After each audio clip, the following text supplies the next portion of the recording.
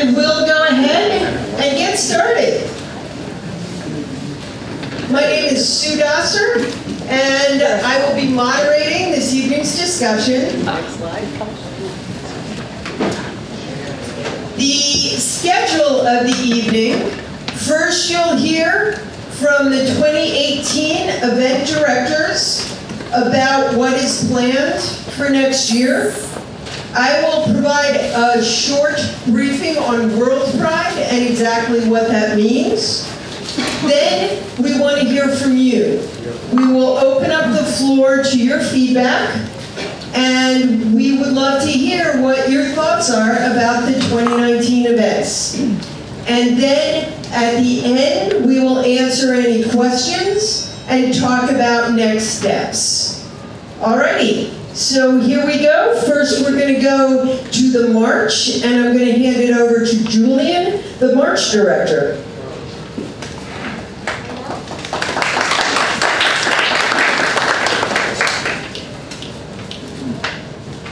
Hi everybody, thank you for coming. I'm Julian Sanjeevan, I'm the Pride March Director. So just got a couple of slides here that I prepared just to focus on what happened in 2018, just to give you a little bit of an overview of the event, as well as a couple of feedback that we've received. As many of you may already be aware, we sent out an online feedback form. We've compiled close to 1,000 different feedback on all of our different events. So I quickly picked up some of those feedback that we've gotten repeatedly, both negative and positive, so I'll be talking about that. So first, this is a quick overview on a snapshot of what the demographics of our participants look like for this year. So we had about 470 groups, out of which 317 or 69.1 were nonprofit organizations. Small businesses, we had about 20 groups, which is about 4.4% of the total. Corporations were 58 and sponsors 64. So those were in total. And then some of our feedback. Some of the main feedback that we actually received focused on the route, wristbands, formation and dispersal, NYPD, grandstand and accessible seating areas, and the gaps. So let me just very quickly talk about each one of it. So the route, of course, there were a couple of people who felt that it was a march to nowhere, it was a dispersal. There were comments on wanting to end near Stonewall and the Village. The positive feedback was also the streets were bigger and helpful. Larger sidewalks, so spectators felt like it was easier for them to view. Positive community impact. The Chelsea community felt that we had an overwhelming feedback from the businesses, bars, residents that they had amazing business.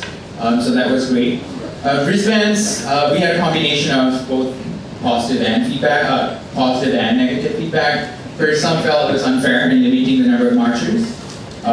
They felt it was a hassle and it was also an inconvenience.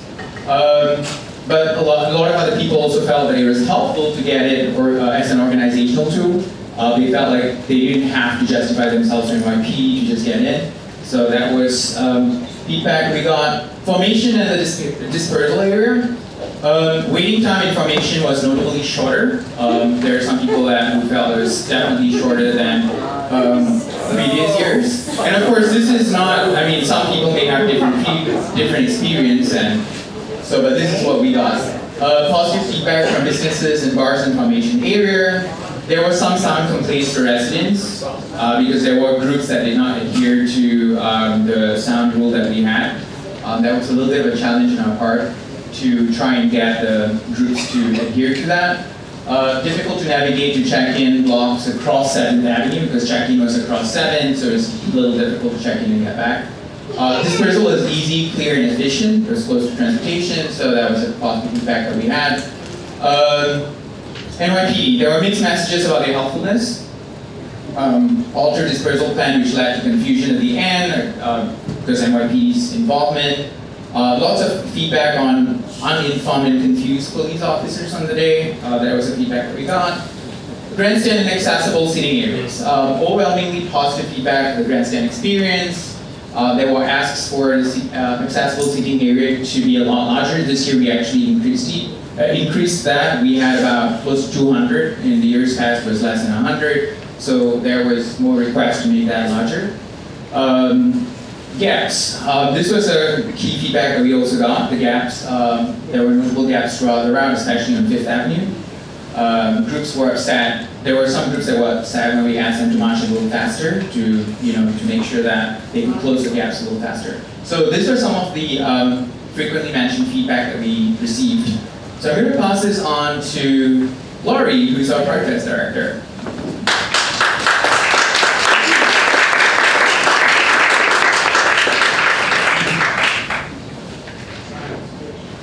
Hi. I'm Lori, and I am a Pride Fest director. How do I get the next slides going? I'm really good at this technology stuff. I'm ready for the next slide. So a lot of people don't realize that Pride Fest is a completely separate event from the march, and I just want to make sure that everybody understands that it is. We obviously we're different directors. We have different things, but within the same organization. So Pride Fest is basically what you see up there. I'm not going to read all of those things for you, but next. So this was what our exhibitors, our vendors look like for Pride Fest 2018. Pretty typical of what it looks like almost every year. For the past few years, actually. We've got, as you can see, the majority of our exhibitors are nonprofit, and the next biggest group would be sponsors, and then small businesses, food vendors, and large businesses. As for pricing, I just wanted to point out that we try to get as many nonprofit organizations involved with Pride Fest as we can. We price their space favorably. You can see the ratios. If it's a nonprofit selling merchandise, they're 80% lower than a corporate rate, 40% lower than a small business rate. And nonprofits that just hand out literature have even more favorable rates than that. So just to recap the location, we were on University between 8th and 13th, within CB2 and the Village. Obviously, we were parallel to the march this year. One of the things that we found out this year was our attendance increased substantially, where we normally have about 300,000 to 350,000 attendees. We had 400,000 this year. We liked that it was close to Union Square. We had lots of subway choices for people. And again, there's some of the things that we had easier parking. We had some negative issues. We had issues with where the stage placement was, where our ADA was. We had some narrow streets. We had a lot more illegal street vendors on the street in that location. We had fewer trash bins because of the proximity to the march, and in those trash bins, they had to be a specific kind with only clear bags, which was another whole issue. We had a late arrival of our porta-johns, and so they couldn't all be delivered, so that was a kind of crappy situation. And we were further from the hop office, which is a whole set of things. If you forgot something, if you need other, if you have supplies that you didn't, that you forgot to bring or that you need to pick up, like we had to go pick up some wheelbarrows, and it took an awfully long time to get there and get back. So this is some survey feedback. We looked at the survey that was online. We also survey our exhibitors and our volunteers. And as you can see, it was really easy to get to, but it was impossible to get to. Stop making changes, change is good. So basically, the entire And there were just as many, pretty much, that said, you know, move it to Hell's Kitchen or bring it back to the West Village. So there's lots of people with lots of different things and lots of different viewpoints, basically, is what this is all about. So, you know, Lane, make it inside, $8.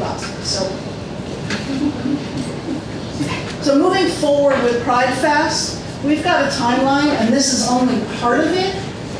We start off with evaluating community input and committee input, and we end up with producing the event, and there's all of these really cool things that happen in between, and things that happen in between those things as well. That was it for me. That's great.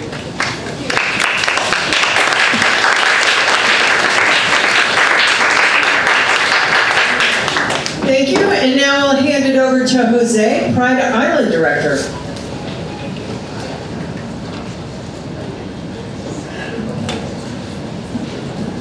Hi everyone, I'm Jose Ramos. I'm the Pride Island Director. I do not have a slide, but I do have some feedback from the event. So we actually relocated the event from Tribeca area, from Pier 26, and we relocated up to Pier 97 in the Hell's Kitchen area.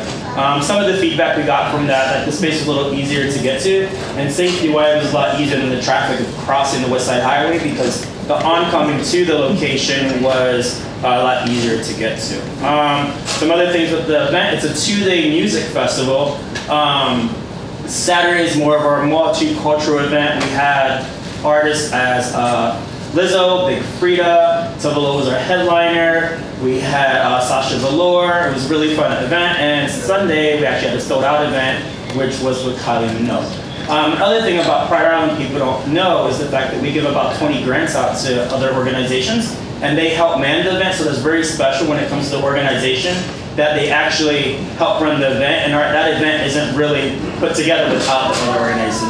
Some of the organizations are Latinos AIDS Commission, Out My Closet, Out Cycling, Big Apple Corps, going on. So, and we always have the open application when it comes to that. We review as a team and we do a collaborative thing, so everyone has the opportunity to apply for that.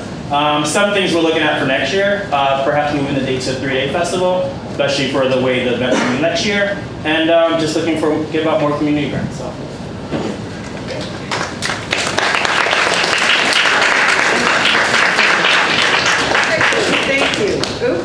Thank you, and now we'll turn it over to Stephen, Development Director. Watch out. Hi everybody, my name is Stephen Shepard. I'm the Development Director for New York City Pride. Development's kind of a big scope of things, so there's a lot of smaller events that New York City Pride does every year. Not a lot of people necessarily know that there are all these little events that are still under the umbrella of New York City Pride. Far from the march, we actually start on June 14th. 10 days before the march, and we have, these are some of the events. These aren't all of them. I'll go through all of them one by one, quickly though, because we don't have all night. But these are some of the events. Some of them are new this year, and some of them are returned. Some of them have been going 7 or 8 years. So we'll start with the returning events. So Pride Luminaries Brunch, it happens the Sunday before the parade, the march. See, we all do it. It was at David Burke Kitchen, and it honors those who make a difference in our community, specifically related to business usually. So we honored Councilman Richie Torres and the National Gay and Lesbian Chamber of Commerce this year for their work. Going on from that, we had Fantasy, which is our leather party. It was at Slate this year, lots of fun, some crazy animal costumes. And it's, leather themed. These are one of our fundraiser events, so everybody thinks of them sometimes as just parties. But they're not. These are actually how we help fund the free events. So people who pay for tickets and go to these fun parties, all of the profits from those go into the free events like the rally and the Youth Pride and other things like that. Speaking of Youth Pride, it's our 2nd year running Youth Pride in 14th Street Park. It was another blowout. We couldn't even keep the park open. We were at capacity all day. We tried to filter as many people through as we could, and it's creating a safe space for people, children and youth of our community. We're looking to improve and expand upon Youth Pride next year. That's one of our big initiatives, is to make it bigger and better and more inclusive. And if you went last year and then you came this year, you could see the development of that event, and nobody can deny that that's going to be something huge for years to come. Wait, I wasn't.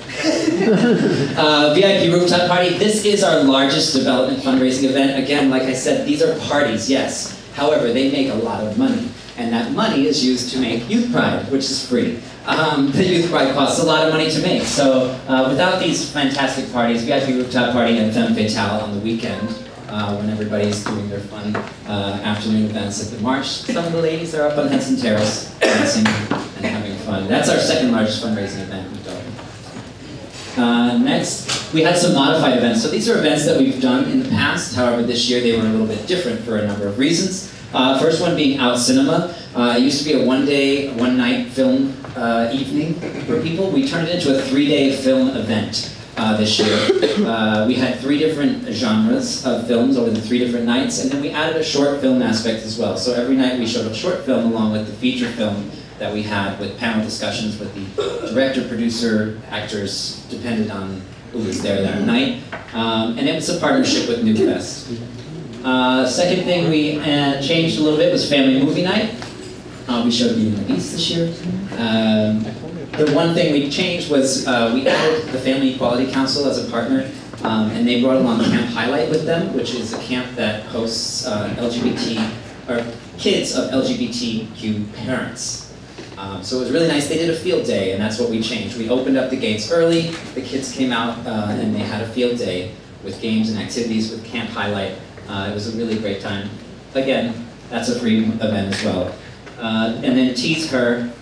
We partnered with Her, the app, the global app. They do events around the city. They're very different than your usual dance parties. They have interactive, experiential activations.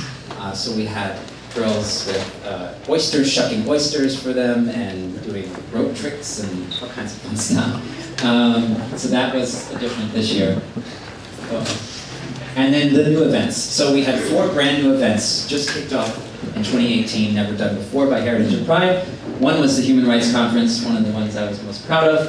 At the SUNY Global Center, we had speakers, workshops, panels, activities, your typical Human Rights Conference. It was just one day, but for 2019, we're looking to expand that to 2 or 3 days. We had partners like the Center, GMHC, SAGE, Columbia Law. You see a number, and there was more than that. That was just what I could get on the slide. And then our keynote discussion was with Aisha Moody Mills and the UN Assistant Secretary General Andrew Gilmore. The UN's been great in helping us produce the first Human Rights Conference, and they're definitely helping us out for next year, as well as like Outright International, and SUNY, and Columbia Law, NYU. Then finally, not finally, sorry, we're not there yet. Game Changers. Wait. Game Changers was on Friday. You see, these were the first 2 events. This was us expanding into the week before. Game Changers was Friday, June 15th at the SVA Theater. We had a panel discussion on transgender representation and experience in Hollywood. Amazing night. If you saw it, if you saw the Facebook posts about it, it was like the knockout of the park. Knock it out of the park. Partnership with GLAAD this year. They're coming back hopefully for next year to expand that event as well. Fantastic. And then, Savor Pride, we did a food event for the first time with God's Love We Deliver. They were our partners and our venue. We had the extravagance with LGBTQ chefs. The food was amazing. The views were amazing. It was just a great night. And then Cosplay and Pride. So we reached out to our geeks. Who's not a geek in here, right? I am. So we did a geek cruise where we invited the community to come out and celebrate in their most fabulous cosplay. And that was a really fun event. Is that it for me? That's it for me.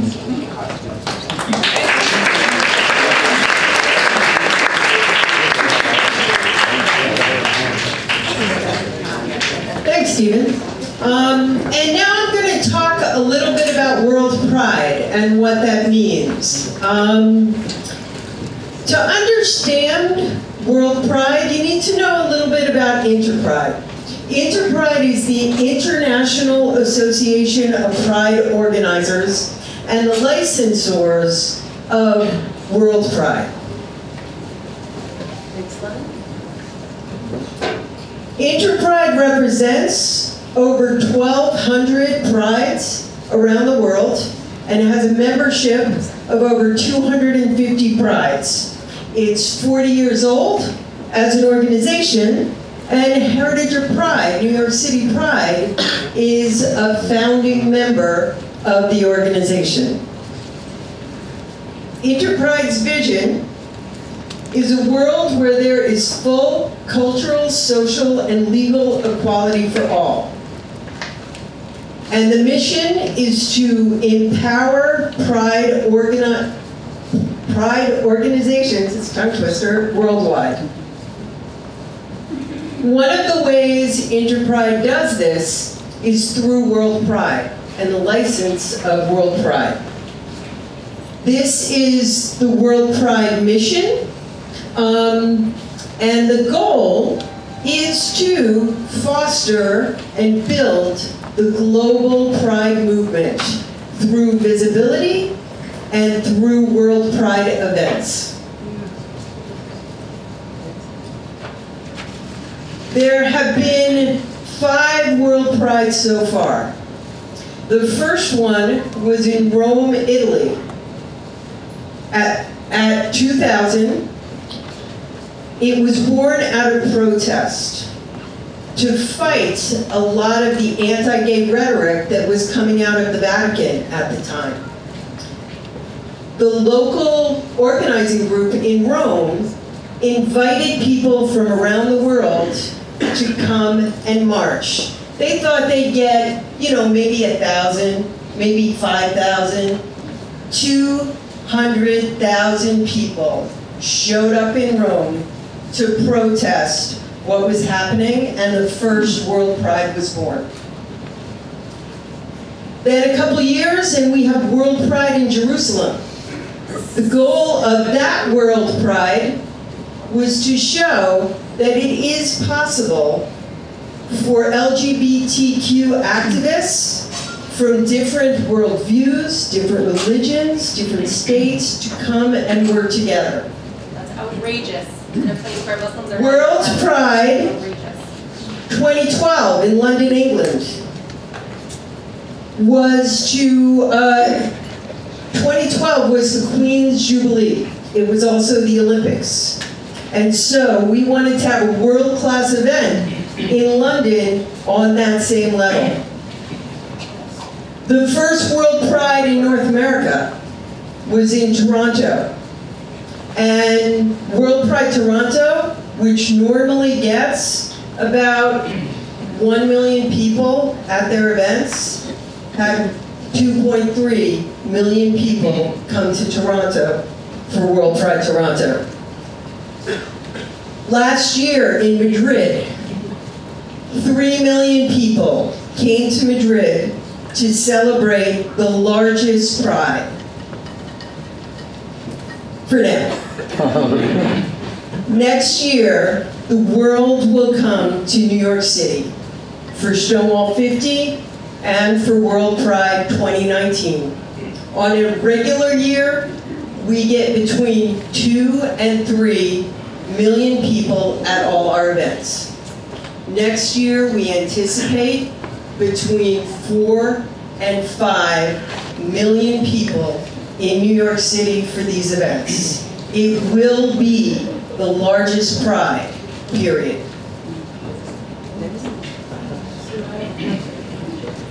Can we take questions at the end? I'm almost done. So, World Pride as a brand is probably better known internationally outside the US, and that's what prompted New York City Pride to go ahead and bid on World Pride when the opportunity presented itself.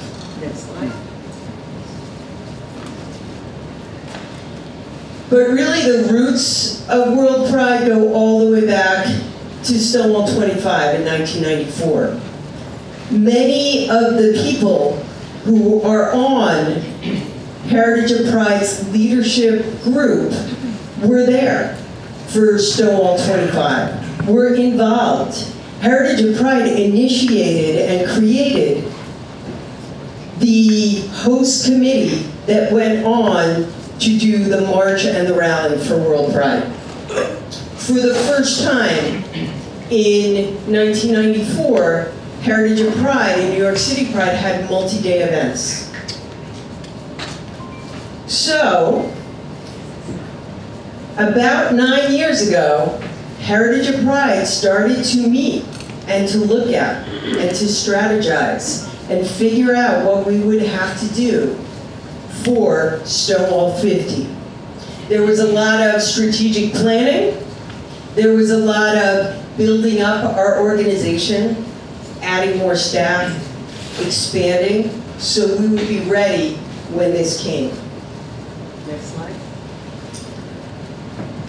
In early 2015, Heritage of Pride began work on the bid for World Pride and presented it to Interpride, and in Vegas in 2015, they won the bid, and New York City was awarded the first World Pride license to take place in the United States. In 2017, the international pride community adopted, as a show of solidarity, the theme for Stonewall 50, which is Millions of Moments of Pride. So in 2019, next year, that will be the global pride theme. And 2018, as you've already heard from many of the people speaking, New York City Pride continues to grow at events, increase capacity for next year when the world comes to celebrate Stonewall 50 World Pride. Next slide.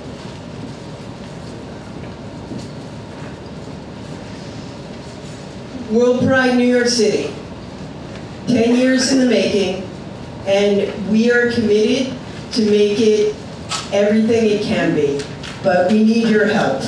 So now, we're here to hear from you. Next slide. So you've heard a lot of feedback this evening. Now it's your turn. Each person will have 2 minutes to speak.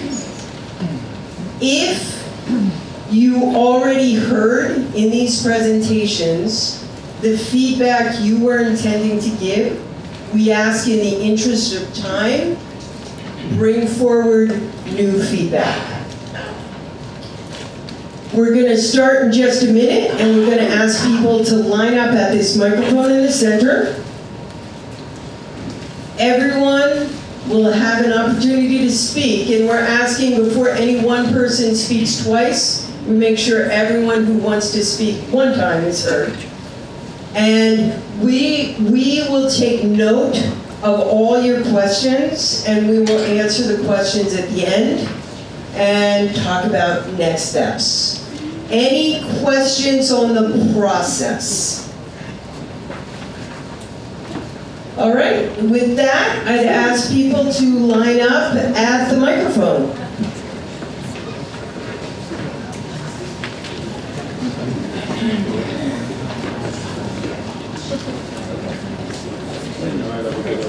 Okay, hold on.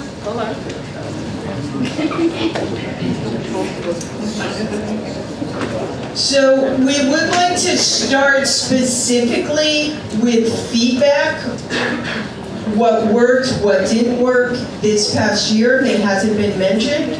And then we'll move on to ideas. That way we can just kind of organize the comments. So with that, I don't want my question to be part of my 2 Hold on, minutes. please. There. I don't want my question to be part of my 2 minutes because it was just a question about how we decide when World Pride is. It doesn't seem like it happens every year, so how do they decide what year it's going to be? So I don't want that part of my 2 minutes, but I have 2 minutes. Okay. So you wait there, and we'll get to your 2 minutes. World Pride originally was every 5 years on the anniversary of Stonewall, so it was on,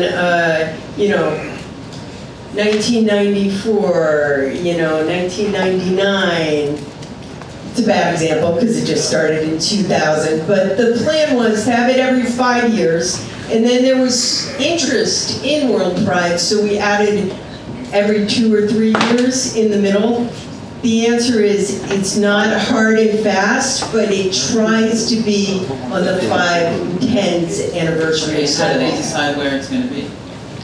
You're getting into No, I'm not. You're getting into a different organization, Interpride, who grants the license, but cities bid. Yeah, cities bid, New York City bid, and it was awarded. When New York City bid, it was uncontested. This past year, you may have seen on the slide, Copenhagen will be having 2021. That was a hotly contested bid. We had 2 organizations going for it, and Copenhagen won. For 2019, no one wanted to stand against New York for the 15th anniversary of Stonewall. And that's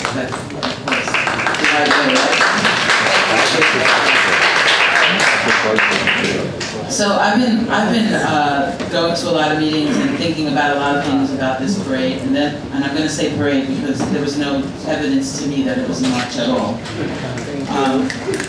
Thank you. I marched it with community groups that were relegated to the back, which really led me to distress over the level of corporateness. So it's not that I don't understand corporateness, I do, but I'm wondering if we don't have a different way to go about it.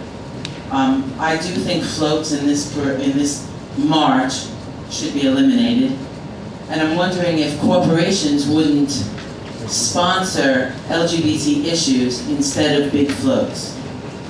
I'm wondering if they wouldn't give money to grassroots organizations working on LGBT community issues. I'm wondering if we could use their logos in a better way than a float.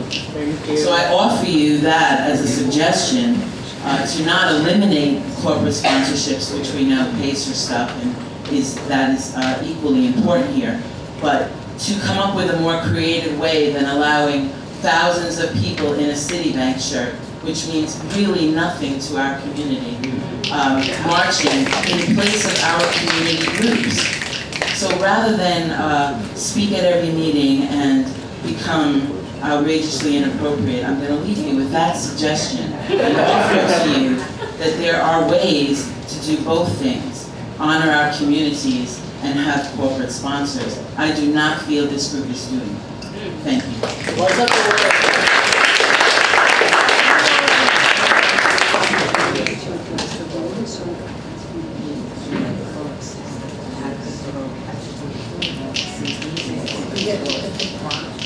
Okay, but since you already had an opportunity, just wait at the end. Okay?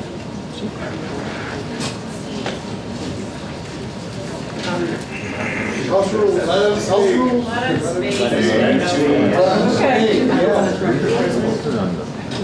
All right. I'll make this very concise.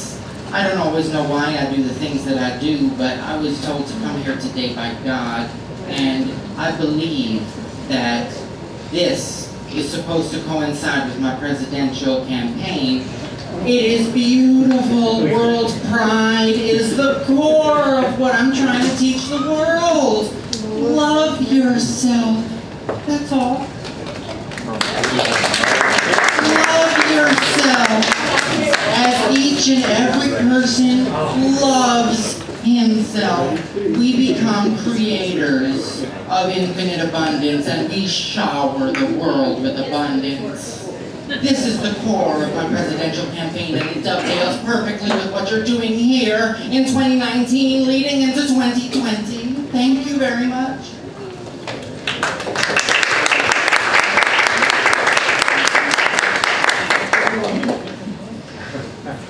Hi. First thing, I just you hear me? First thing, that's horrible. I can't tell that that's 5. I mean, am I the only person that does not see a 5? 0 is more than 0. 5 is all right. Aside from that, just to pick up on what my friend said earlier, the first Pride March wasn't the Pride March. It was Christopher Street Liberation. It was about gay liberation. I am just really hopeful that in this world where we are seeing internationally crackdowns and attacks and persecution of LGBTQ people all over the world, And we are seeing attacks on our community right here at home by this current administration, that next year, the Pride March itself will do better to recognize those issues. This year, the resistance was relegated toward the end of the parade. It was supposedly the middle, but it felt like the end. It was about the time we were done. It was like 9 o'clock.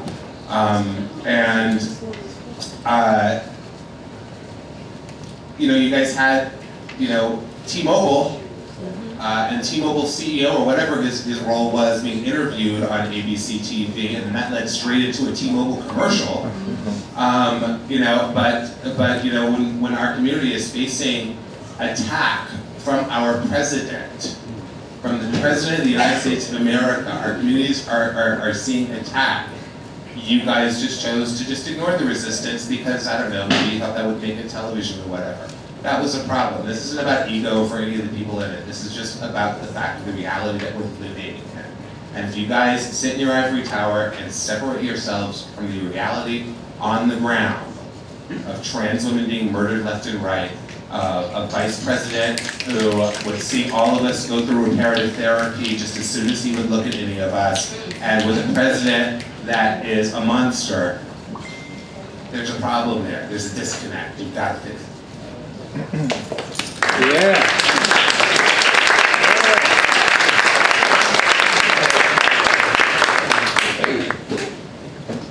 My name is Scott Kaplan. I was the group marshal for the last few years for the Jim Owls Liberal Democratic Club until this year when we boycotted due to the changes. I have some specific comments and suggestions.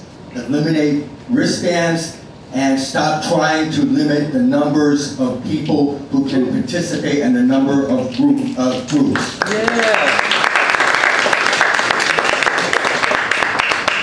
Do not have the dispersal take place in the middle of nowhere.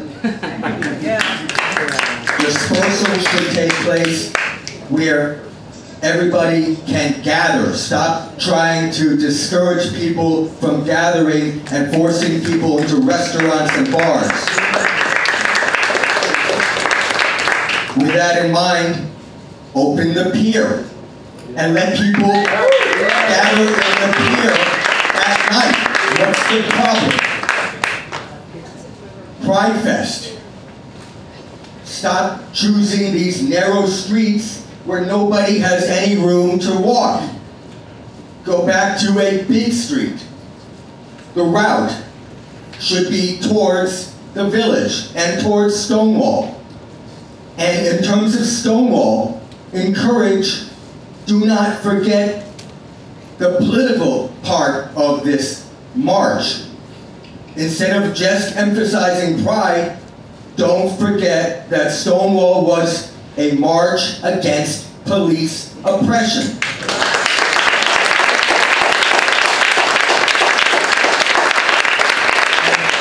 And finally, Heritage of Pride should stop calling upon the police to enforce its rules and to arrest people, as was reported in weekly news this year and last year. You should be part of the community instead of calling upon the police to arrest the community. Thank you.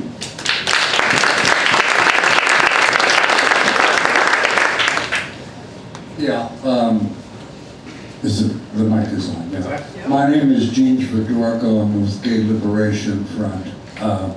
In 1969, I was not at the actual Friday night uproar on Christopher Street at Stonewall, but my boyfriend and I were next week arrested for a sit-in in Sheridan Square, and we were arrested for blocking traffic. And I was at the first march in 1970 up 6th Avenue. There were perhaps 2 or 3 of us abreast, separated by phalanx of police motorcycles. Traffic was going by up 6th Avenue on the right. People were yelling, you know, faggots, sickos. And I was on the second march in 1971 and going up 6th Avenue. And over the years, I guess I lost track of it because I was so overwhelmed with all the people that died of AIDS, like in the late 80s and early 90s. But I've recently become awake again as an activist, and I cannot believe the focus of the parade has been taken from the heroism of the early activists and their political clients, and it's now as though the corporations are the heroes. And they co-opted this event. And there were no, corporations were nowhere to be found in 1970, 71. They shunned us all through the 70s until it was mandated by federal equal opportunity law that they had to hire LGBT people. Now they're acting as though, you know, they threw the first brick through the police car on Christopher Street in 1969. And it's offensive, and it's a huge insult to the early activists and the current activists in our community who have ethics and values in mind about this parade. We should not, about this march. We should not let corporations co-opt our message. They are not always our friends. They fucked up my family with interest rates and mortgages, and I mean, I really don't care about Bank of America or Citibank. And I think we need to focus on that, and I think we need to have a political statement in next year's Pride Parade march that is going to honor the integrity of political activism in the LGBT community. One last thing, the parade was supposed to be smaller with the wristbands and everything, and the changer route. I live on the parade route. It was like 9 o'clock, people are still going by my house, you know. The wristbands and the redirection of the route did nothing but alienate people. And it did nothing to shorten the parade. Thank you.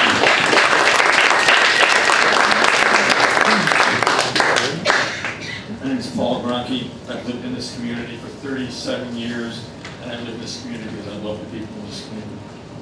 I'm president of the Block Association on West 16th Street, and I'm representing the Council of Chelsea Block Associations here tonight. This has to be run differently next year. The impact on the Chelsea neighborhoods as the staging ground for the parade was immense. We had police not allowing people to get to the grocery stores, not knowing what the rules were, who could go where. We had, on my building, I had courtesans that were there for 3 days before they got removed. It's just lovely when that happens. On my block, we have police barricades that go over the street for 4 weeks.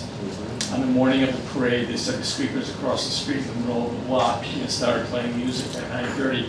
The police, at this point, where our heroes, they came and told them to stop. That was lovely, but they shouldn't have even started. I've had complaints from almost every block in the neighborhood about the music and the loud noises that were not done according to plan, as we've already mentioned. Please, next year, we need a different plan. Thank you.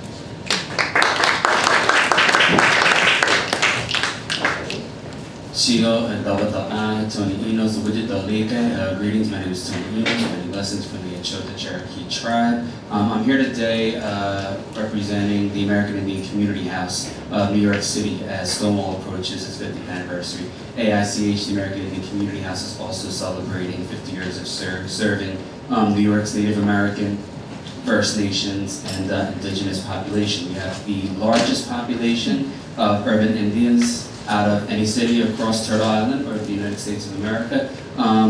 Usually, or historically in the past, the American Indian Community House has led the people of color contingent, representing the two spirits not only here in New York City, but again, across Turtle Island. I just want to put us on your radar and ask, how will you ensure the opportunity for us to be present and be included, and how will you represent us to the world as the first people of this land? Will you represent us and present us proudly as the first peoples of this land, and not do what the government has done, which is minimize and deny our intergenerational traumas at their hand. We have a lot of Native, Indigenous individuals who come from reservations out west and all over Canada, make the trip out here to see the Pride March, and it's so important that there's representation present, and that they see people who look like them, young Two-Spirit people who come to the Pride to see Two-Spirit individuals like them. So we're here, we're showing up. There's others in the room who are part of Wiwa and Barchiampi.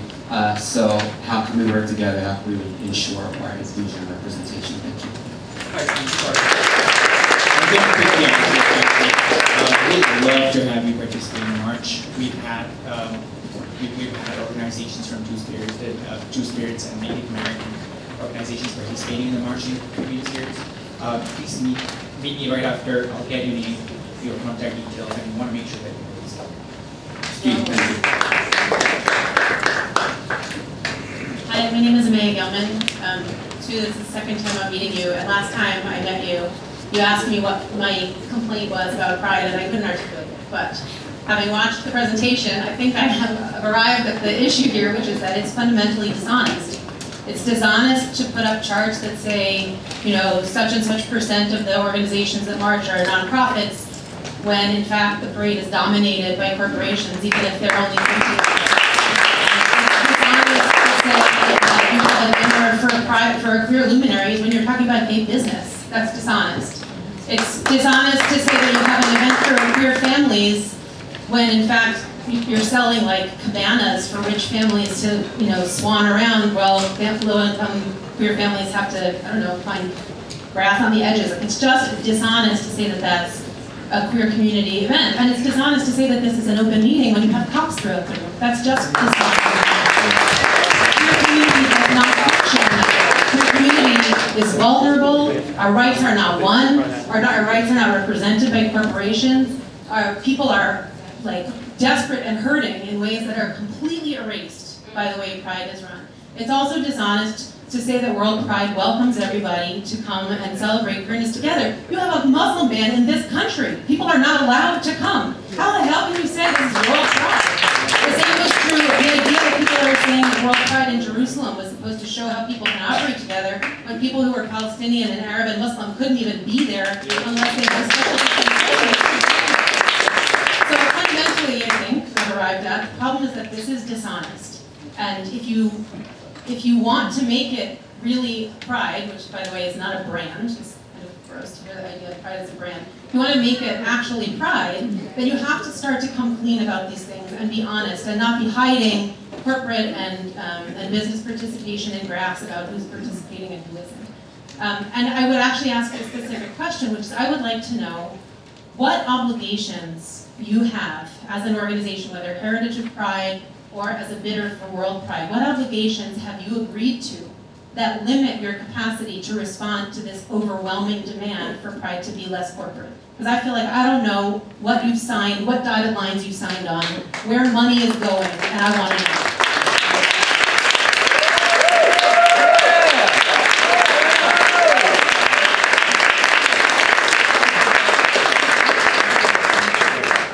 Well, we got an answer to her question? Yes, we will answer questions at the end, as was said. Hi, I'm Mark Milano. I'm with the Reclaim Pride Coalition and Rise and Resist. I want to start by speaking to all the hot staff and volunteers who are in the room, and I want to acknowledge the enormous amount of work you all do all year long. It's a tremendous effort. Many of you are doing it as volunteers. And we recognize that. But I want you to step back, and I want you to think about what that effort is producing.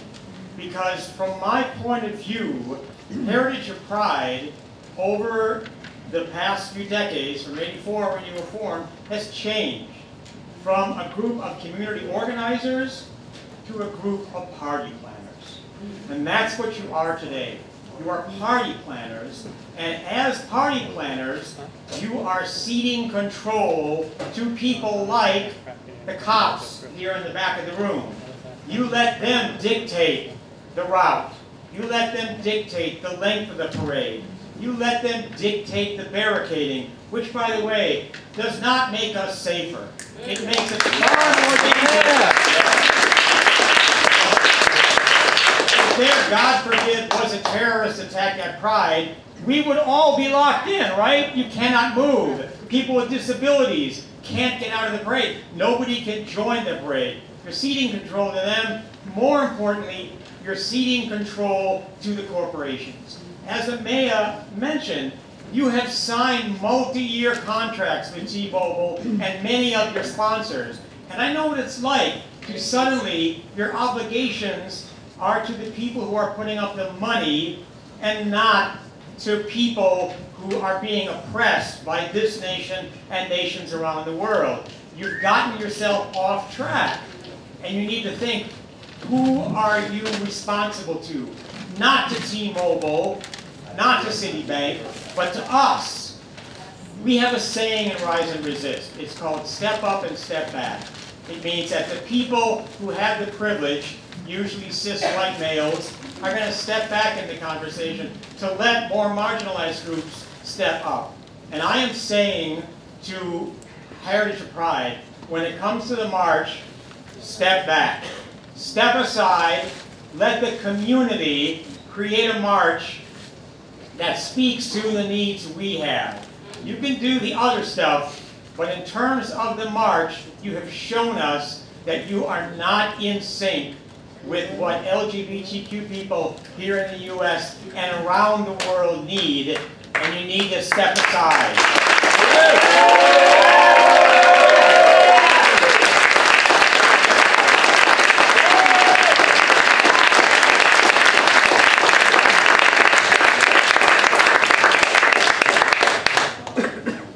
Hi, my name is Colin. I'm also with the Reclaim Pride Coalition. I also am an educator in the city, and one of the scariest things for me is that I'm constantly met with LGBTQ students, straight students, who have no idea that Pride was born out of a struggle for queer rights by LGBTQ people themselves. And the way HOP organizes the parade now is that it makes it seem like corporations landed down and just gave us our rights, right? It makes it seem as if the march did not begin with a protest against police brutality when there are so many members of our community who are facing these issues today. The fact that the piers were shut down at all shows to me that HOP doesn't care about those of us in the community who are the most marginalized. And I get the answer. HOP constantly says we're not responsible for that. And I think that's part of the problem. If you're the organization putting on Pride events but not fighting for the one space that poor working class people of color have gone to for decades, then you're not with the community. Every time the question of the peers has been brought up, no one says, we will take this battle on. You say, that's the police, that's the trust, right? I think that right there shows that the community needs to take back Pride.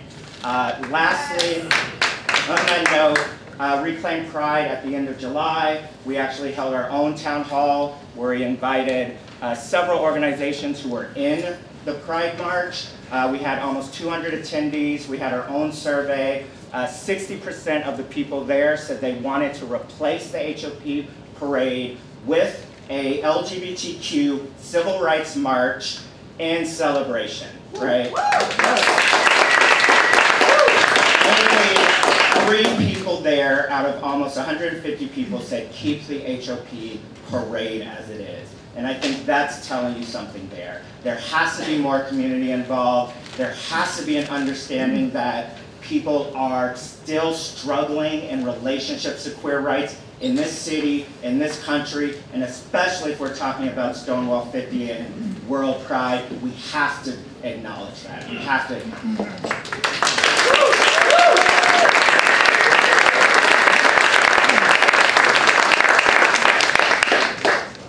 Hi, my name is Stacy, and I just want to say that I've been coming to this parade for about 30 years, and I am disgusted with the corporate domination that has happened to this parade or march.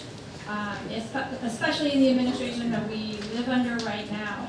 I'm in the middle of a second parent adoption with my son, and I'm afraid that that right is about to be taken away from me. And I'm a pretty privileged white person, and I'm still afraid of my rights. So I can't imagine how less privileged people might feel, but I want to see a march that focuses on civil rights, something more akin to the Women's March that recently happened. Yeah.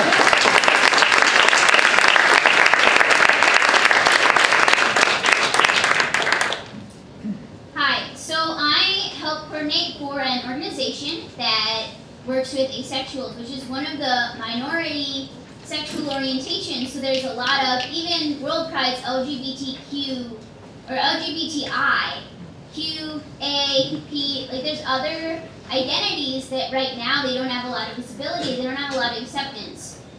And there are lots of smaller organizations, like the one that I work with, that would be willing to host events and to run events, but we don't know what the process looks like.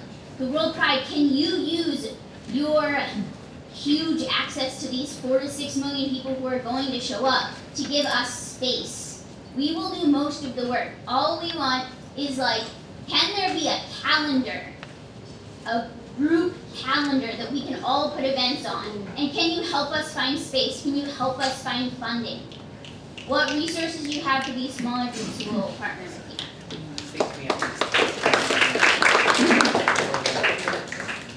Hi, my name is Brandon and I'm from ACT UP. I just want to challenge the whole nature of corporate sponsorship as it's been kind of presented the last few years and here tonight. There are multiple ways to fund an event, and I think especially for an event that attracts millions of people, and millions of people are in the audience, I bet if you, even through crowdfunding, Heritage of Pride could raise millions of dollars that way and avoid corporate sponsors altogether. But if we are gonna say that we need corporate sponsors on some level to sponsor events, I just don't understand why when you go to an event in Central Park, say a concert or something, or you go to a movie screening somewhere that's sponsored by corporations, they don't give the whole first 30 minutes or an hour of the event to corporations. It's something I find totally baffling, that these other community organizations and civic public organizations put parameters on their corporate sponsors. And I don't understand why it seems like Heritage of Pride cannot do that and instead chooses to give over the first third or half of the march to corporations. And politicians too. And the police. And then the only thing I'll say about regarding the pier closure, the Christopher Street pier closure, is I think it's utterly shameful that that pier would go closed while Pride Island is happening a few piers over, catering to middle-class queers for $150 a ticket. That HOP would secure that pier for that event and allow for the closing of the Christopher Street Pier with its history catering to young people and young people of color. That's shameful.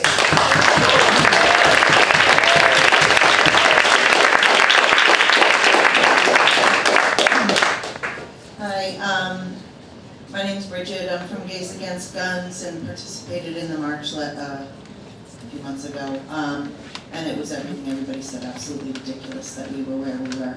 And I just want to reiterate what Kathy said about money. I've listened to everybody, and so many people have said, where's that funding for so many different organizations?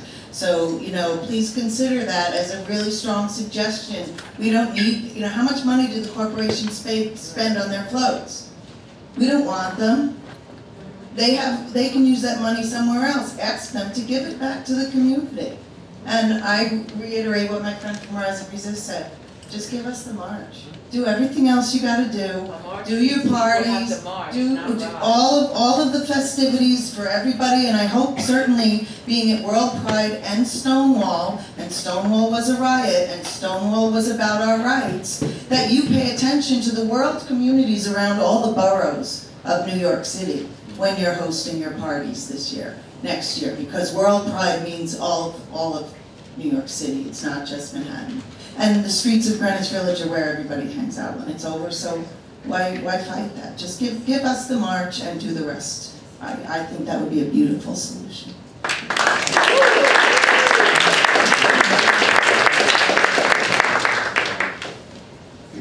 Hello, can you hear me?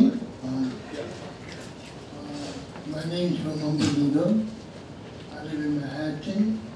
And my question is why the anyone board or staff of Hydra Pride didn't consult the Stonewall Parents Association.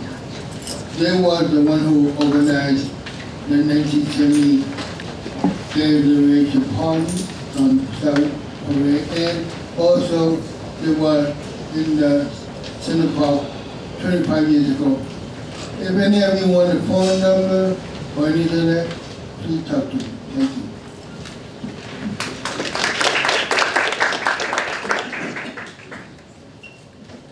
Hi. My name is Curtis Harastavia, and in 1990, I was one of the founders of We Want Marching Ampe, the first Native American gay and lesbian group in New York City, and the second in the United States. In 1992, we marched at the beginning of the march because it was the quincentennial of Columbus's landing, which meant destruction for our people. I want to remind you that when you view the letters LGBTQ, the first people of this island call ourselves Two-Spirited, and I would request that in any sort of programming, any sort of advertising that you do, that Two-Spirited be included in the title of that, whatever you're doing. We are reorganizing, we are going to march this year, and you will see us come back. We're bringing people from all over the continent. And so I just implore that you recognize that we exist, just as our people recognize our existence before history, and that you include us in everything possible around this march. Thank you.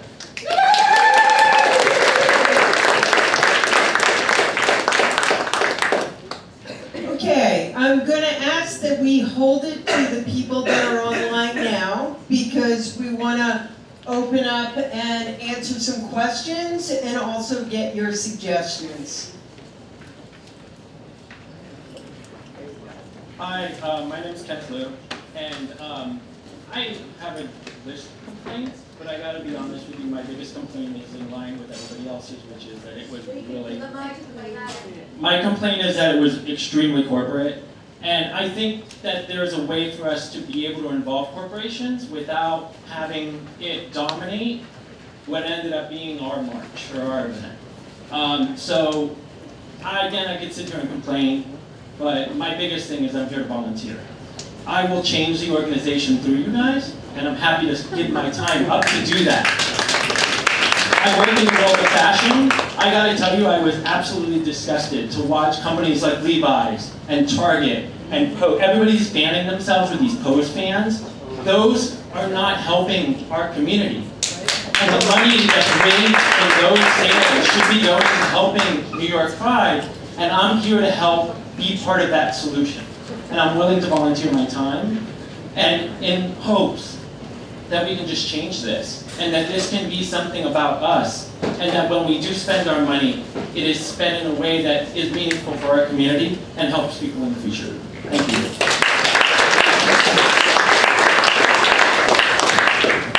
I guess my feedback/question is mostly about access. I work for an organization. It's an adoption organization, so we have been trying for the last 3 years to organize our families to be able to walk. And the biggest hurdle we have for actually getting parents with 2-year-olds to come out and march with us is that in the emails I have to send to them, I say like, well, you need to be there at noon, but we'll go into formation at 2, and hopefully we'll step off by 4, and then maybe we'll be done by 6. And for anybody who has a 2-year-old, that's just not a workable timeline. So what is Pride doing to make this this entire week or month of celebration more accessible to families, and particularly families with small children who may need strollers or even sort of special accommodations, because even though we love participating, we find it challenging as a group to be able to do that. So I'd love to hear some feedback. Thank you. Hello, good evening. My name is John Verweiler. I am organizer for Gays Against Guns, a supporter of Reclaim Pride, and a big fan of Rise and Resist. So, many of you on the panel and the audience may be asking yourselves, well, John and Al, well, where the hell have you been for the past 15 years? The cake is already baked. And so to that I want to say I owe you an apology for not showing up to your board meetings and for offering my perspective. I've been marching in the march since I was 18. I'm now 48. So that's quite a long time. I am here now, though. I do think that HOP actually owes me an apology for its cultural amnesia and your fidelity to corporate interests. And I actually accept that apology. I don't think that you are completely different to us. I think that you're grappling with a lot yourself. We know that, but I wonder if there are certain things that we could do to move past this impasse. I wonder if there's opportunity for members of the community here in this room to actually partner with you, develop a consultation committee, and actually develop the Pride together, if that's an option. What that could look like, I know that many of you are paid, and many actually of you volunteer, right? So I know this board volunteers. Actually, I do want to say, I did pick up wristbands at the headquarters at Christopher this June, and the people in that office were quite lovely. So, yes, so just a shout out to you for that. But I think it's something we should consider. I think we should consider a pairing of the community leaders, the organizers, from Reclaim Pride, other places, Rise and Resist, et al., as well as smaller groups who actually cannot be here tonight, right, for various reasons, and work with HOP to develop a parade that actually speaks to sort of our needs, our demands, and our rights, as well as the history, and also merges with the sort of the situation you now find yourself in, and that is your sort of, you know, allegiance and yours. I feel like you're being strangled by or held by the corporate culture. And we actually want to help liberate you. So see this as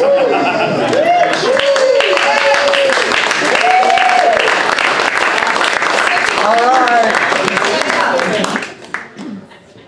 Hi, I'm Stephen Michael Cervantes. I'm a social work educator, and today I represent Big Apple Softball League. I just have a question. I just want to know, first of all, I commend all of you for all your work you've done. I've been with the project for 30 years. So I commend all of you for all the work you do as a volunteer. I've been coming to the project since 2030. I think it was at the Christopher Street Private the pier was open for the last time. And it was a little unsafe, I have to admit, so I hope that we can fix that and make it a beautiful place for all of us. So my question is just, I just want to reach out how we can incorporate, we're running a tournament, softball tournament, and we want to incorporate that and invite the world. So this is the first time New York's taking something this big on, so we really want to just organize with you, volunteer, you know, how can I be of service, how can the league help you, and how can you help us just by some communication, because there's going to be a lot of hotels, there's going to be a lot of issues, there's going to be a lot of people, and we want to do this in Central Park, so we want to make sure you're not doing a parade or anything that day. We are, you know, cognizant of the Woman the Dyke March and different things like that, so we really want to incorporate everything, but we just want to see how I can help you and you can help us. Thank you. Thank you. My name is Andy Velez. I'm a founding member of ACT UP, and I want to say something to HOP. Speak into the mic, Andy, I want to please. say something to HOP and to the police who are here. This is not your day. It's only a day for all of us to be together. And I'm not interested in making any villains out of either the police or HOP. I think they do a better job at it than I could possibly. But I do want next year to be terrific. But I want it to be terrific with us planning together.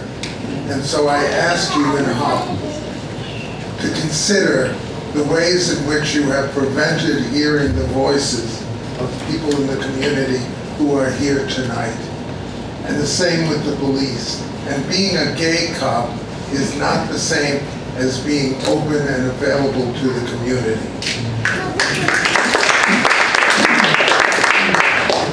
So please, surprise us and be available and accessible, and let's plan a great event together. Thanks. I'm Natalie James. I'm with the Reclaim Pride Coalition. Closer to the mic. And I just had a very simple factual question that I wanted clarification on. Leading up to the Pride March, we were all told that all contingents would be limited to 200 marchers. That was the purpose of the wristbands. Community groups would be limited to 200 marchers. Corporate groups would be limited to 200 marchers. And in fact, that was part of the justification for the wristbands. We got to get this march shortened. Lo and behold, we have video image of corporate contingents that outnumbered that 200 limit by hundreds, sometimes 300, 400, 500. Whereas groups like ACT UP, responsible for saving hundreds of thousands, some say 1 million lives, were limited to wristbands, although the day of there was some negotiation around that. So I'm asking for an explanation from HOP as to why corporations which cannot be credited with anything like the importance of these community groups were given so many more marchers.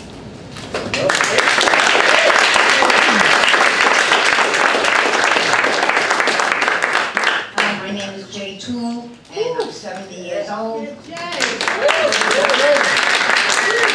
And, you know, I was a youth on the streets of the West Village, on Christopher Street, way before Stonewall, way after till today. And my organization was Queers for Economic Justice. And I have nothing good to say about you guys, you know. I've been to many, I've taken hundreds of homeless out, you know, from QEJ, and even they say, you know, the banks, you know, all of the alcohol, I think these guys just took the wrong path. You know, I went to jail, I was beat up by cops, I, you know, lived on the streets like many of the elders here, you know, and I think these just, like, threw us away. You know, it's not a community anymore, you know, this whole thing. This is corporate, this is the higher ups, you know. For me to get homeless people into the contingency was a fucking hard time to know. You know, like you guys wanted money and we're homeless, you know. And anyway, I have nothing really good, and I'll probably be protesting this next year if something doesn't change.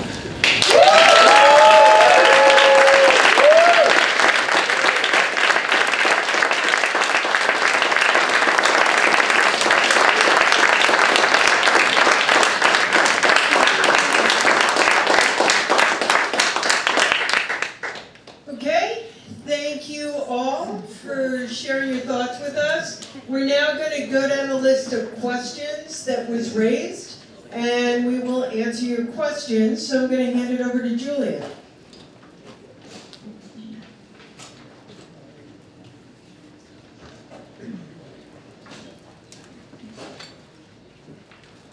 So I'm going to read some of the questions that we have here.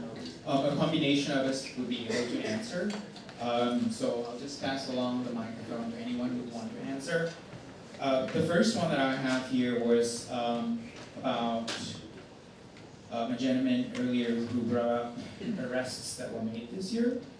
There were no arrests made this year, just to be clear.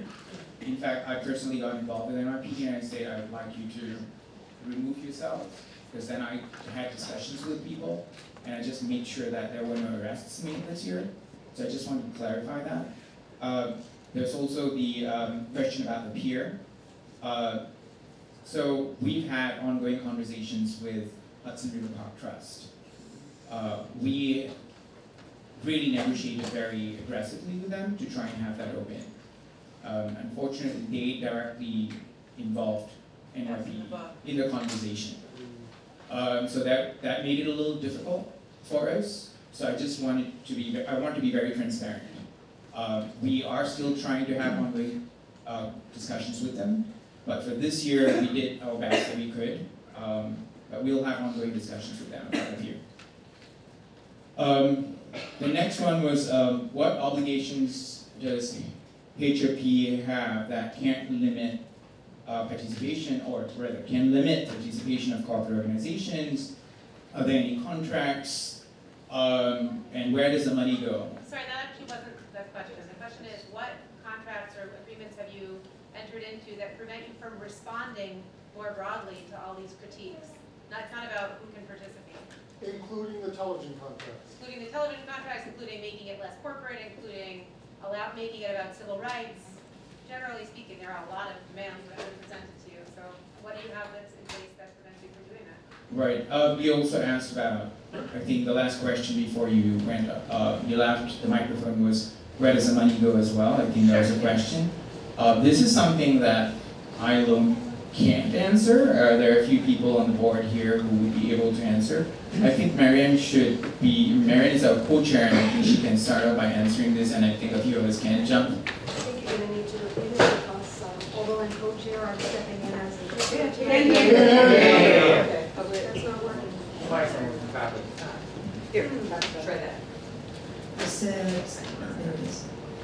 Although I'm one of the co-chairs for Heritage and Pride, I am stepping in as sign language interpreter tonight because we have 2 interpreters, and unless they are hiding somewhere in the back, they haven't appeared. So you'll have to repeat that for me, because if you know anything about interpreting, when you are interpreting, you're not really keeping and retaining that information. So I would appreciate if someone would kind of get me up to speed on that. Sure. So, do you want to go ahead and repeat your question? The question is, what obligations or agreements has HOP entered into with any organization, sponsors or whatever, that prevents or that limits you from responding to the very wide range of demands that have been put forward here about making it less corporate, making it more inclusive, making it about civil rights, making it work better, not having wristbands, not having police present? What's in your way? I think that there is nothing that would be in our way of having conversations to make changes and improvements as changes. We're not talking about conversations, we're talking about actual changes. Conversations we've had, we got the information. Answering the question, and that is there anything in the way of making changes? And I don't believe that there's anything in the way for some specific changes to be made, absolutely. There's a whole list of things, so I'm not going to blanket an answer and say, yes, everything can be changed tonight. But absolutely there can be changes made. Have we entered into any specific multiple year agreements? Yes. Can I say what those specific list is tonight? Yes. T-Mobile, right? T-Mobile is a multiple year sponsor. And what does it, like, is it like? Hold on. I'm gonna just stop this here because we're having a lot of crosstalk. It sounds like there's a lot of information about what our obligations are and our sponsors are. Perhaps that's something we can follow up with. Marianne? Absolutely. Is there a way to make it transparent what you guys have agreed to? Yeah, tell us a little bit now. Like, I understand that it may be more complex than you can lay out, but you can tell us something, right? Like, can you change, can it be a civil rights march, or does it have to be a march full of corporate floats? Let's begin there. I can tell you that there are some multiple year agreements that include low participation or vehicle participation. There are. Let her answer the question. We all said we don't agree with it, but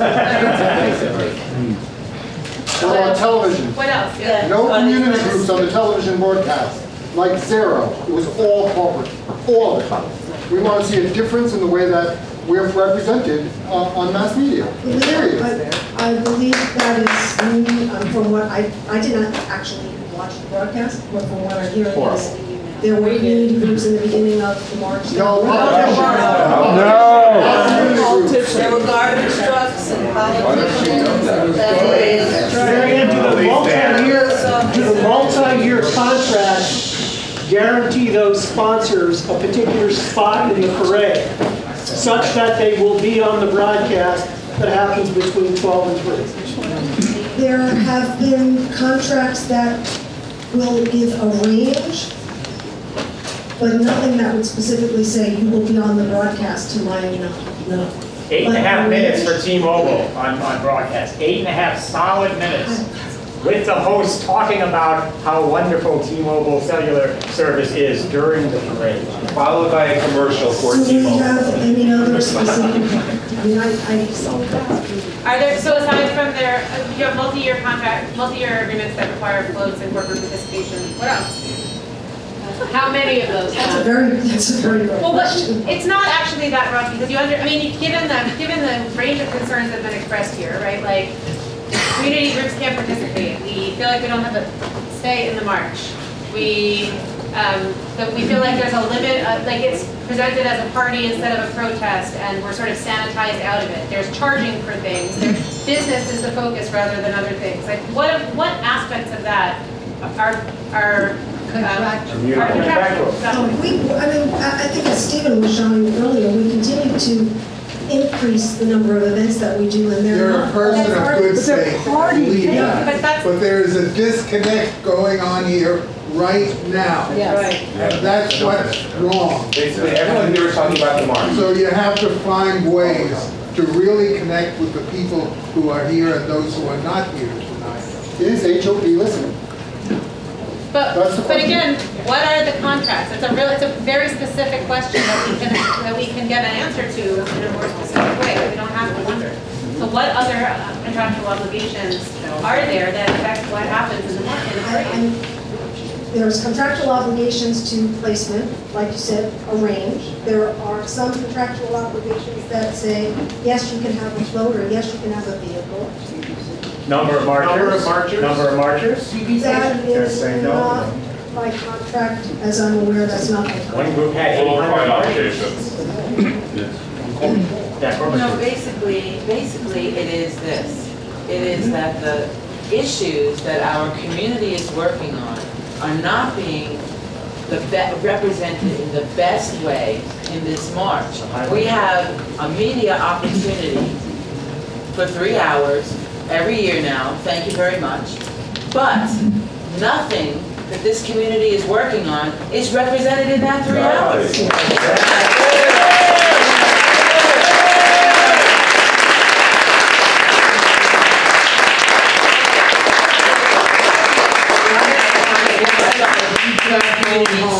So I thank you for your volunteering. I thank you for your volunteering to do this. I do. But I also give a lot of time in my life to this community too. And I would like to see you help us move the ball forward.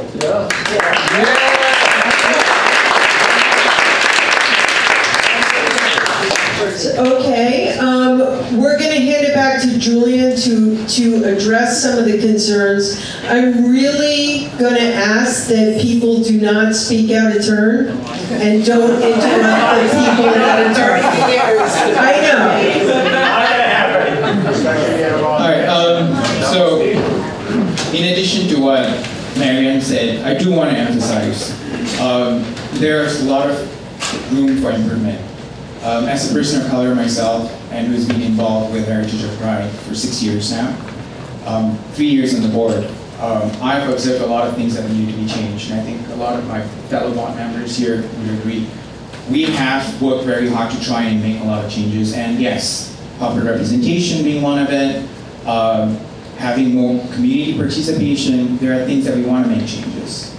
I'm going to answer a few more questions later, which will help you understand a little bit more what we're doing. For example, we are having ongoing conversations with a few representatives of Reclaim Pride, namely Jay, Natalie, and Sherry, who's not here right now, I think. She's in today. Jake. So we do have, I mentioned Andrew. So we are having ongoing conversations about what can we do? How can we change? How can we incorporate more community representation? We've had one meeting 2.5 weeks ago. We're having another one, which is on the 23rd.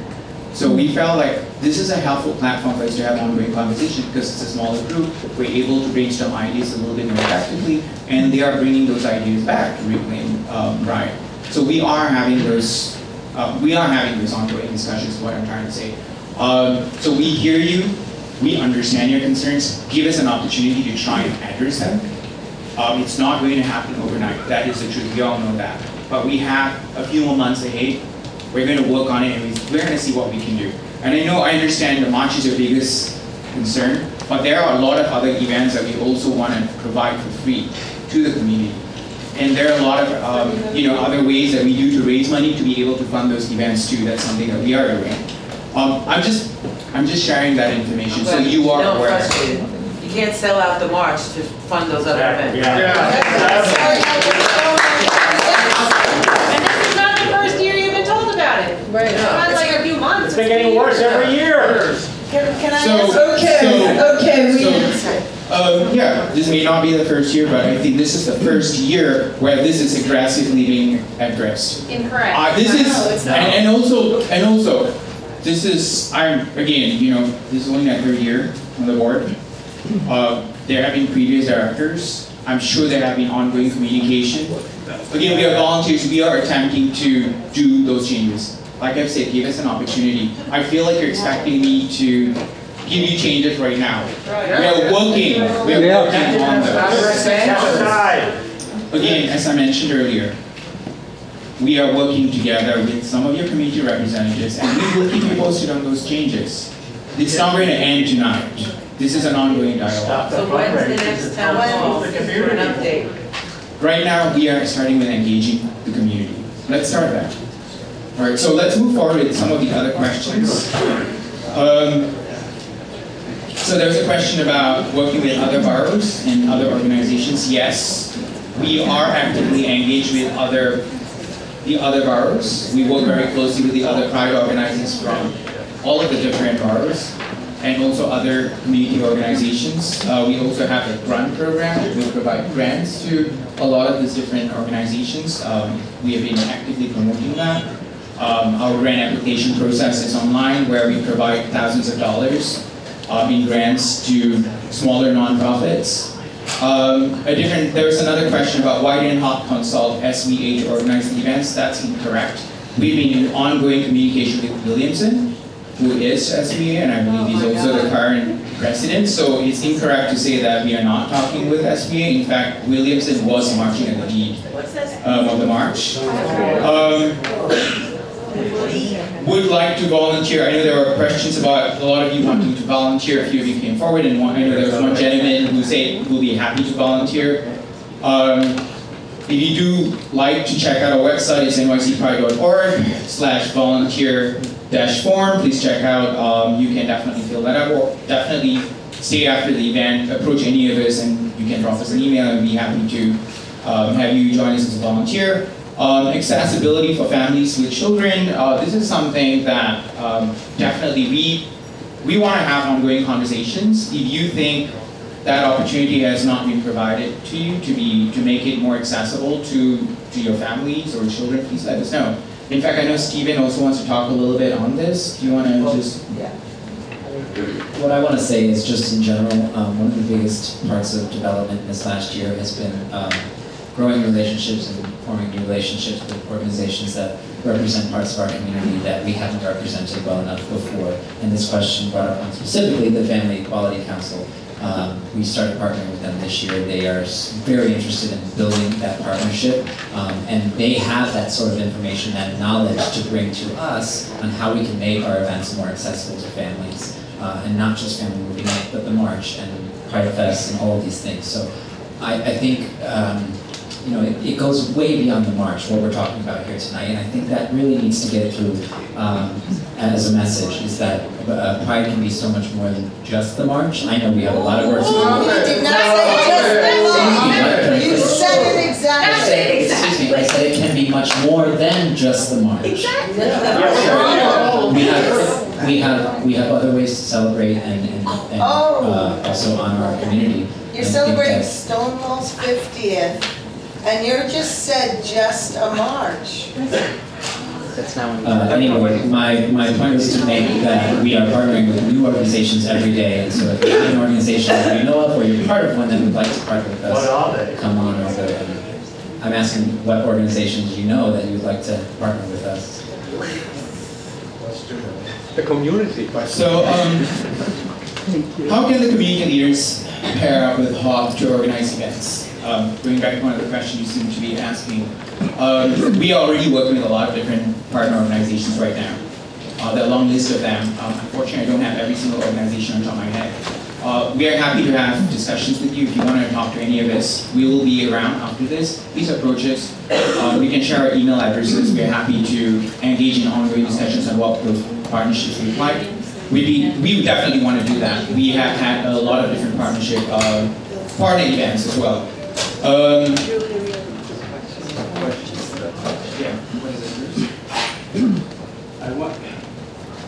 Here we go. I got it. I wonder if it's possible, going back to what Marianne and this woman over here were talking about, is it possible to require corporations to have human rights and civil rights messages which they present to you, and to ban or reduce their self-promotion?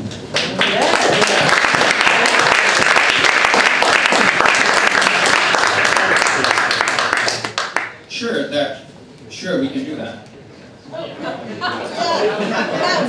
mean, a simple answer, so yeah. I would like to be part of those meetings.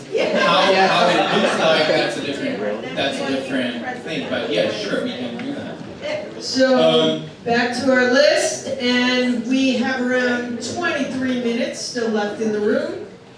All right, so going back to how can the community leaders, also I highlighted earlier that we are talking with a group of people from Reclaim Pride, so that's going to be an ongoing discussion. Let's see how that turns out. I'm sure we will come up with some great ideas on how we can work together and keep everyone updated. Again, there was another question about how you can help. Please check out our website, nycpride.org. There are a list of different events there. Now, in addition to that, all our contact details are there too. Feel free to reach out to us. All of us are going to be here after this event. We can have ongoing discussions. Because a lot of people here may not necessarily be interested in that specifically. So some of you may have specific ideas. Come and talk to us. I don't want to take up too much time and start talking about that because a lot of you will be like, I'm not interested in this, going to go on to something else. So for those of you who want to talk about partnerships, please come and talk to us. There's so many ways we can partner, and we are happy to talk to you about that. We have done that with lots of different organizations. Limited to 200 marchers. I know that you brought this up. However, there were corporations who were 200, who were over 200 marchers. Yes, there were a few. One in particular, there was a little bit of a loophole in our registration form. That is our mistake. What do you mean by loophole? Was that an intentionally worded loophole? No, it was something that, it was the first time we were testing out the respects. And unfortunately, there is something that we worded differently, and they caught that and they used that as a way to register. And so that's something that we couldn't really stop at that point in time. That's our mistake. And we recognize that a little later, and so that's something that we are trying to rectify. So this was a financial arrangement that certain groups paid a bit more and had additional markers as a result? Now, it was very transparent. It was very transparent. If there were marches, there were groups that wanted an additional number of marchers, you can pay a certain amount, up to a maximum of 400. And this was for everybody, not just corporations, because there were non-profits as well. This was on our website, this was on our registration, this is all there. 200 people. Flat. For months, 200 people. Yes, but what we did, and we had the communication with Russell. I had the communication with Leosha. I had ongoing communication with Leosha, and I told him, we can help you do this. Leosha didn't want that. You're selling access. So I had, no, not for Leosha. Mark, to be very, I know you may think that we were selling not for Leosha. We were very explicit with Leosha. Leosha didn't want that. He wanted 700 people, and that's that. So we said we can try and have 400, but he was refusing to have that. What was the cost? Stop selling Places in Pride. That's disgusting. Exactly. That is disgusting.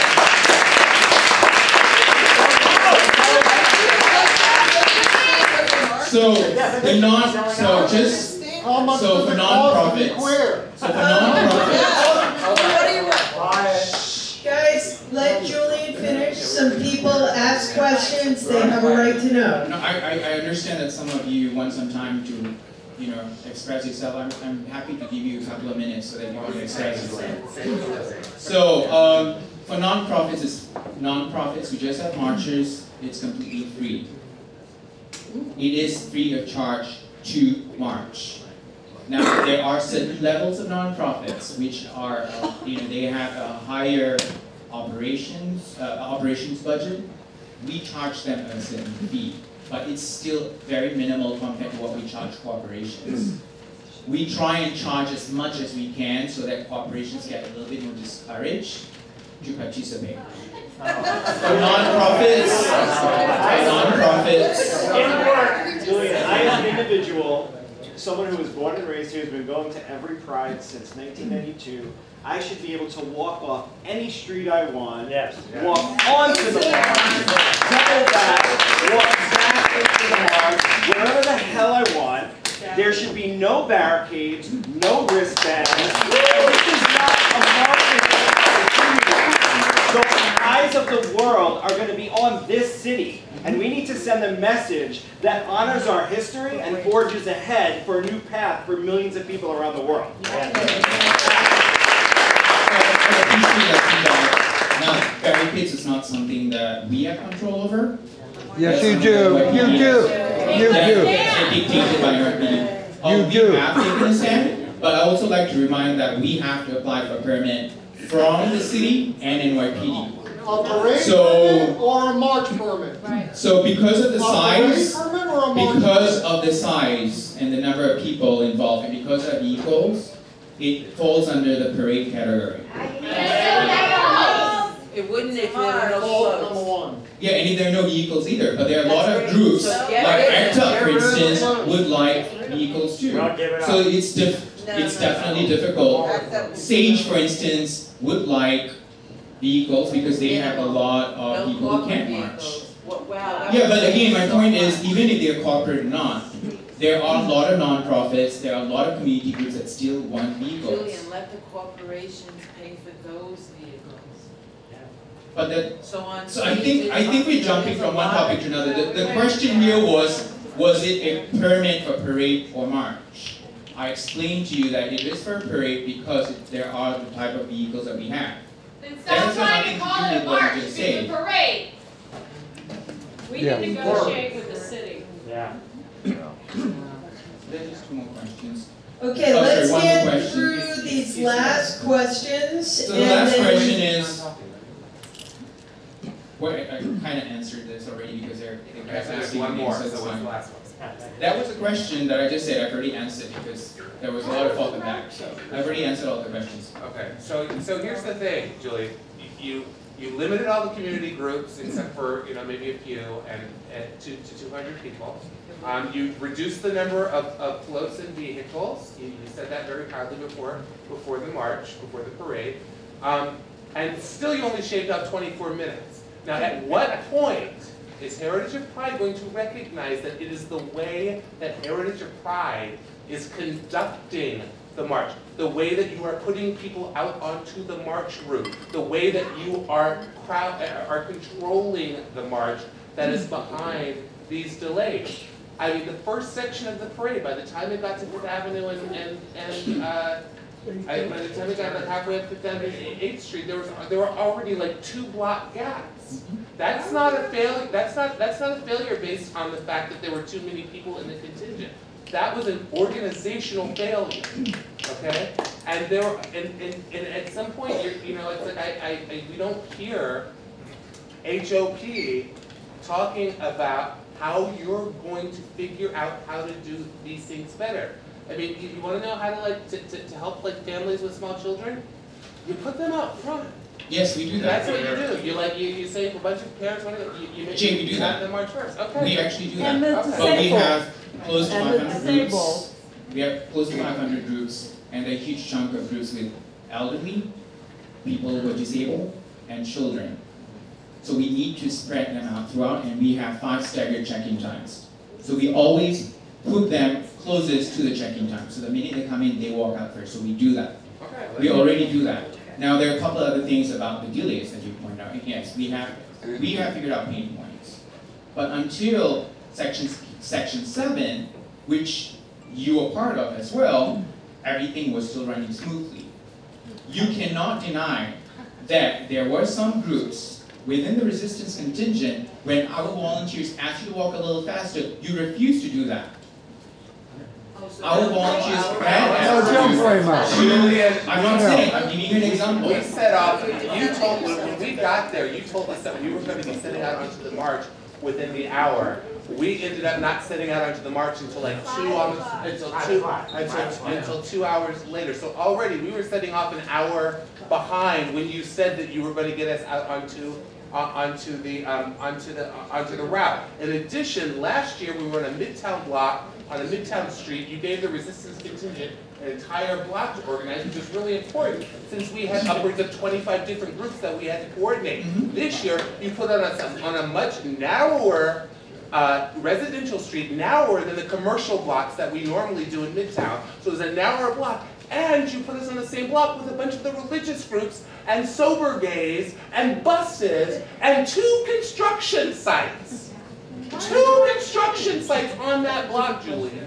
Okay? So you literally gave us half the space this year, and we had more groups. We had more resistance groups marching. I mean, last year, there were only 2 resistance groups that had more than 200 people to begin with. So the 200 people constraint really didn't affect us that much. But the fact is that like we had like more people this year because we had more groups marching with us, and way less space. But you had less people this year, Jay. There was still space after all your groups were in. I was there. There was still space. There was space. You guys were all in front. I was the one walking back and forth, so there was still space. The churches and the anyway, groups were all okay, I'm going to interject. What's important is we will be doing away with the wristbands for next year. Okay? So we will not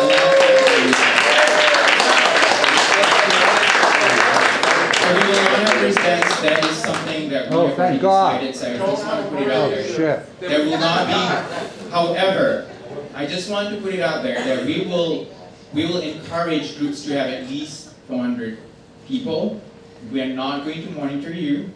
We are not going to be there and police how you're having 400 people, but we would like to encourage you to have 400 groups because we are expecting a lot more people to march next year. But there will not be wristbands.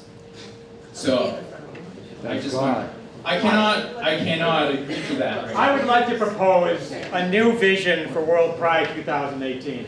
I would like to replace the corporate parade we have now with an LGBTQIATS civil rights protest march. That is together with all the oppressed peoples in this country and around the world. Yes. LGBTQ, immigrants, people of color, all, and a march that is like the Women's March, that just takes Fifth Avenue, no corporate votes to slow us down. We could easily have 1 million queer people in that march, and we could do it in well under 4 hours. I have no question of that. Now, I would like to do, and by the way, I want to say that right now, this march is happening next year, right? Yeah. Whether or not they agree, is that march going to happen? Yeah. Yes. Now, we would love to do it with you, but the fact is, we can't trust you. You have lied to us repeatedly in the past 6 months, and we don't even know if we can work with you. But we're saying right now, there is going to be a 1 million queer march on June 30th of next year, whether you are with us or not. And I say, stand aside and let us do it. All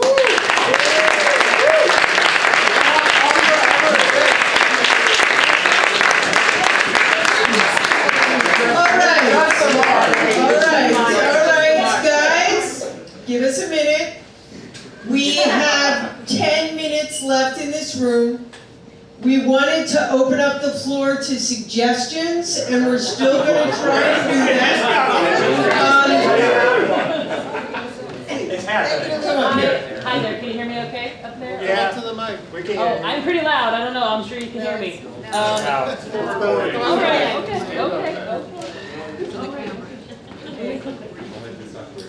you hear me okay?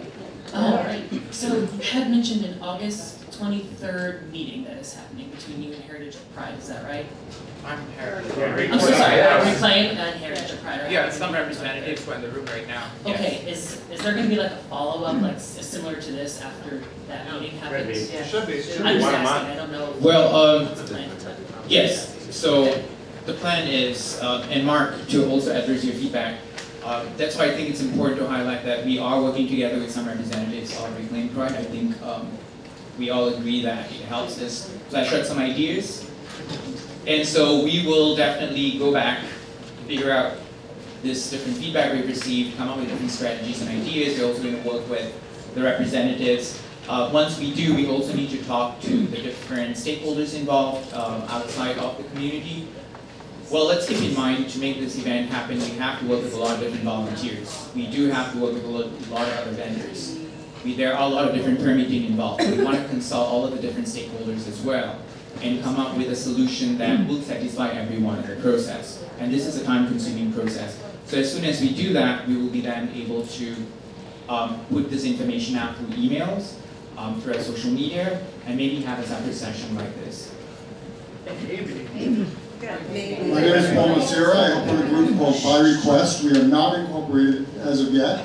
And so when thinking about all of your activities, you should think about those organizations that are really grassroots. Now, I would like you to move forward as one of my suggestions with this thought in mind. What would Brenda do? Brenda is Brenda Howard, who in the bisexual community we identify as the mother of pride. And where is she? Right? In your daily deliberations as a queer, disabled woman, right, at the bottom of the stack in many ways, she advocated for the first and the second and the third and so on marches. And she marched in every one until she died. I would like, number one, if you're going to do any kind of march and have any kind of people that are designated as the ones that you put up on the stage, think about honorees of some sort. I want those people to be our elders who have passed. I think you should find at least one of every one of the representative groups, LGBT and TS and etc. The other thing that you could do is to think about the legacy of what we're doing, which we've spoken about already today. We want more of that. In that vein, the partnership with the police as the embodiment of state power needs to really be kept under check. And it's not right now. That's it. It's okay that T-Mobile gets queer. One other suggestion, if T-Mobile wants to participate, is that every one of their stores have water for marchers, have signs about where they can go for help, have information about resources. Make those T-Mobile shops portals for queer understanding rather than the other way around. Whether I use T-Mobile or not should not be a matter. Excuse me, I have to check my notes. Yes, I will. Cooling wares, water, bathrooms, these are the things we need for the march. Sponsor tables. You could charge $200 for your event and open up the piers to pay for it for the folks that don't have the money. Youth Pride back on the piers. Make sure the HR conference is closer to the march because people are going to be coming for that. You're going to have 3 days. Don't make it overlap. We have a Dyke March on Saturday. We have the Drag March. The rally this year was a fiasco. Do you not agree? Do we not agree? There were no speakers. There was no platform. There was nothing. And it was timed just so that it would be in conflict with the Drag March, which is a traditional night, Friday night, that the march happens. And it's insulting that the events that are going on are maybe not communicated about what our history is. Sorry, I'm going over 1 minute too long. My last point is, really, what would Brenda do? As a disabled queer person, sitting in your seats, organizing your events, what would she do for the community that she is representing, all LGBT people?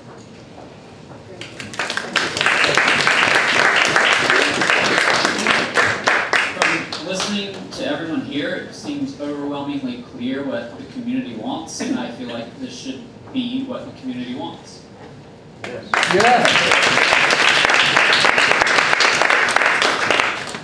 Thank you guys again for all the work that you do. Thank you for everyone who came and voiced.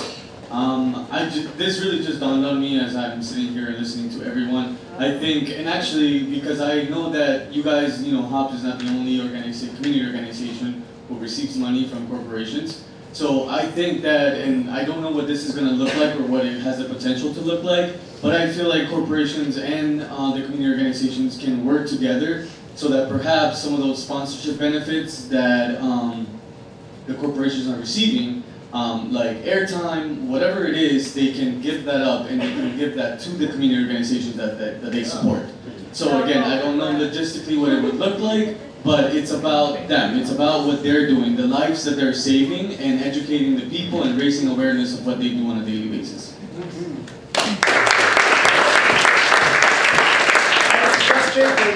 All right, thank you.